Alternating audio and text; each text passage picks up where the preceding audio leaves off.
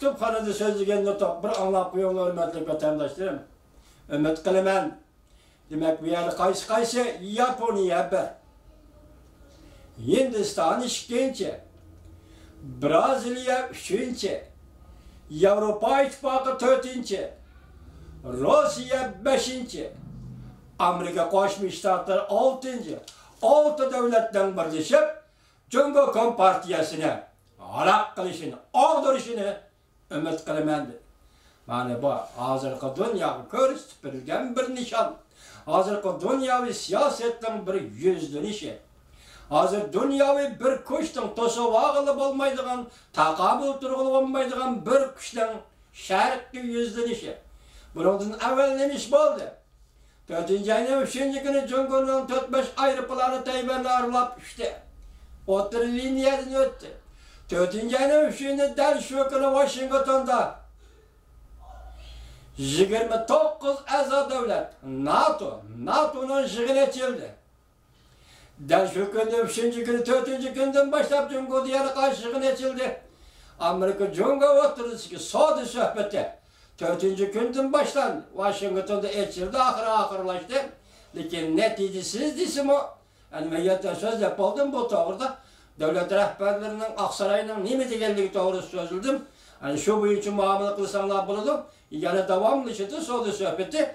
Lekin delmişinde küllerde endi hazır.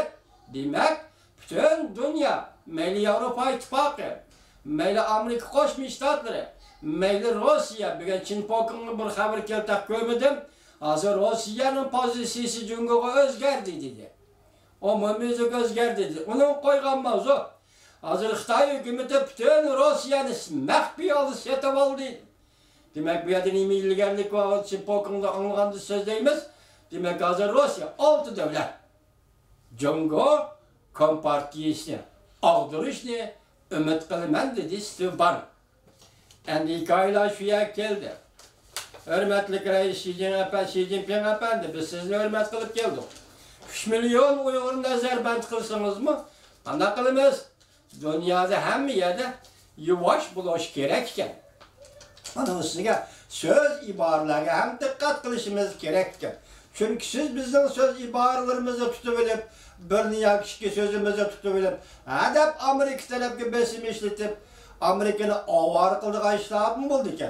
Biz bu 22 yıldan beri bu işler beşimizden öttü. Şuna deyimiz ki Reis Xi Jinping efendi endi vakit müşiyege geldi. Bugünkü çakırı Amerika Qo'shma Shtatlar bilan ikki davlat o'rtasida zali. Savdo munosabatlarida de, savdo suhbatida ilgirlash bo'lamdi yo'q. Bunun ahiri savdo suhbatining ahiri siyosiy suhbatga aylanamdi yo'q.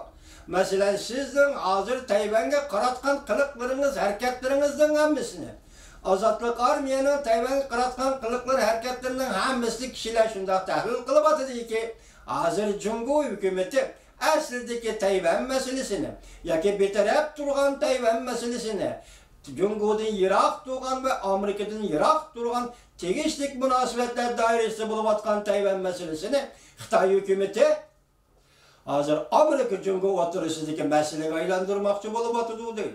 Shundaqmi? Undaqda shunga yarasha biz ham tahlil qildigan bo'lsak, hozir Uyg'uristonda 3 million odamlar o'tgan yil 11-ayning 29-kuni Erkinlik Vaqt gazeti shunday e'lon qildi. 3 million odam nazarband qilindi dedi. 3 million odam nazarband qildingiz. Bularni qanday bir taraf qilasiz? Yoki bu kishilarni o'xshashlar Amerika xalqining axloqi kuchiga xiris e'lon qilib, Amerika davlat axloqi xiris e'lon qilib, chunki Amerika insonparvarlik bilan kishilik huquqni himoya qilish, insonparvarlik bilan kishilik huquqni qo'llash xalqaro tartib, xalqaro nizomlarga, masalan, Birlashgan Davlatlar Tashkilotining hamma qonunlariga imzo qo'ygan davlat. Belki şundan paylanıp, siz bugünkü kunda 3 milyon Uygurlar, görev elingan Uygurlar, Xitaylaştırışga, nazarband qilishga, obaketga aylangan Uygur meselesini, o'xshashda Tayvanni Amerika Jungko o'tirisidagi masalaga aylantirishdak, vaqa yoki niyat bilan o'xshashda Uyg'uriston masalasini mi, ya'ni shunda Amerika Jungko o'tirisidagi masalaga aylantiramsiz qanday? Hozir Aynak Televizyasının başlığı Hepin Efendi'nin yeni bir torpilimi geldi. Hazırlamamış leksiyası sözleştim burun. Onun koygan sual şundak ki Cungo Kompartiyası Merkezi Komiteti Siyasi Büro'nun azası. Yani daimi azası emasımı azası ismini atamay turup mavzu koyutu azası ne? Amerika Koşmuş Ştatları ya ki Prezident Trump hükümeti embargo kılandı degan sual koyuldu. Bular sezgür adamlar belki Amerika Koşmuş Ştatları hükümeti muşunu kılışı mümkün. Mesela Çin Çuango'ya embargo yürüyüşü mümkün. Hazır ben mazmununu köymüdüm, bu şimdi sözledim ama geçen atiyerlik mazmunu kandak yetkizmen, anlapılıp yetkizmen, lekin mavzudu gördüm. Bana müşahak geldi. Yani bu şimdi ahval aslında Reis Xi Jinping ben size şunu eğitimen ki siz koyduğum talebimiz şahsen benim talebim. Ben 22 yıldır bir Amerika'da kişilik hukuk faaliyeti kıldım ve bu şey ceriyanda ahirki hesaptım, bu şey sebeplerle, bu şimdi faaliyet kılganlığım için ben sizge şimdi deymen ki Reis Xi Jinping 3 milyon Uygur'unu siz Nazarband'ın kutuladigan, Nazarband kılıngan organlarını bekar kıladigan vaqt geldi. Ben hazır size banının dokaladını, Rimde sizligen sözlügen dokaladını, sizge qartılgan dokaladını ben hazır sizge sözlep verdim. Demek ben sizge koyduğum talep, avval 3 milyon Nazarband kılıngan 500 bin İşkiri Xitayga elip getirilgen moşa barlık Uygurlarını koyup etediğin ve Nazarband halini bekar kıldığı vaqt geldi. Menin perzentlerimni törmeden koyup birisiz, ben şunu talep kılıman sizden Reis Xi Jinping. Menin yurtum Atoş, Kızılsu Oblasti, Atşnaya, Azak Yeza, Meykenti, umumi ahalisi 21 bin. Bu ahalinin 70% cezalaşlagırığı Nazarband kılındı. Bir kent benim yurtum Meykentinin 21 bin ahalisidir. 70% adam cezalaşlagırığı Nazarband kılındı. Benim perzentlerim, Açam'ın balları, Hükam İmam Hacı'nın balları, Hükam Abduriş'ten balları bula rahmet bulup gitti. Sığılan bir kızın balları, ula bugün benim ballarım, benim nevrilerim, benim çevrilerim, bulanın hazırlık için izdirge yok Reis Xi Jinping, bulanı törmeden Nazarband'dan koyup birisiz. Mesela Açam, Alanur Han'ın perzentleri, Hayrullah Ahmet, Gülkız Ahmet, Reyhangul Ahmet, Mehmetcan Ahmet ve ulanın balı çakılları.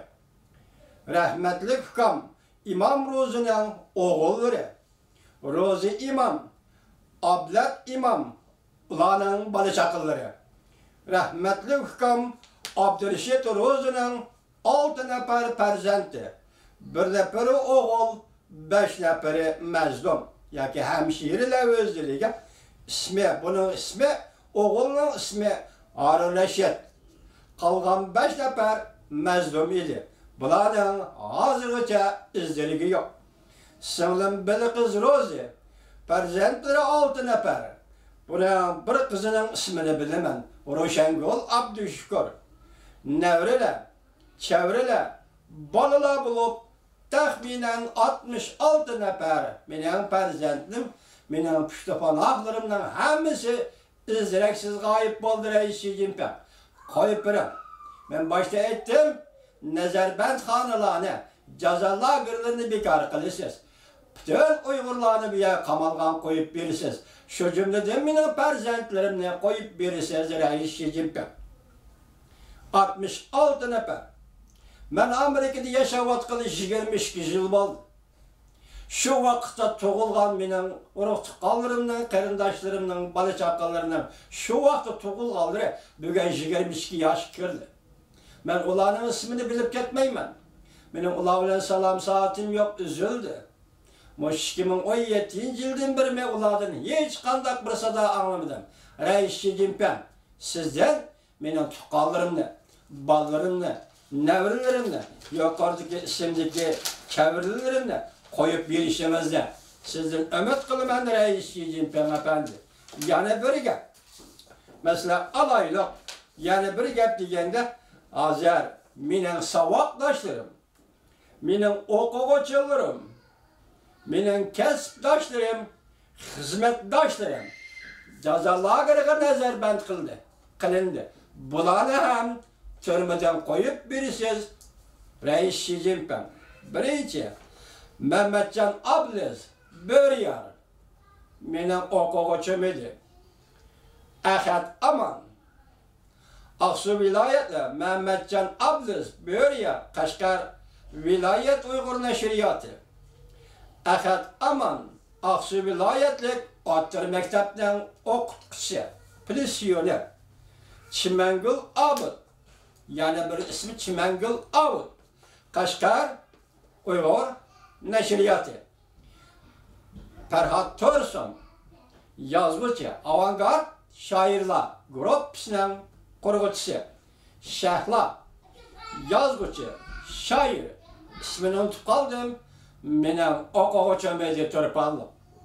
Xolida Isroil, yozuvchi, Şinjan Gazeti idorasi. Abdukarim Rahman, Şinjan Universiteti. Professor, mening saboqdoshim edi. Arslan Abdullah, Şinjan Universiteti. Professor, Azat Sultan, Şinjan Pedagogika instituti rahbari ve yozuvchilar jamiyatiga rais bo'lgan edi. Balki mening kasbdoshim edi. Ayshem Ahmed, Qumul viloyati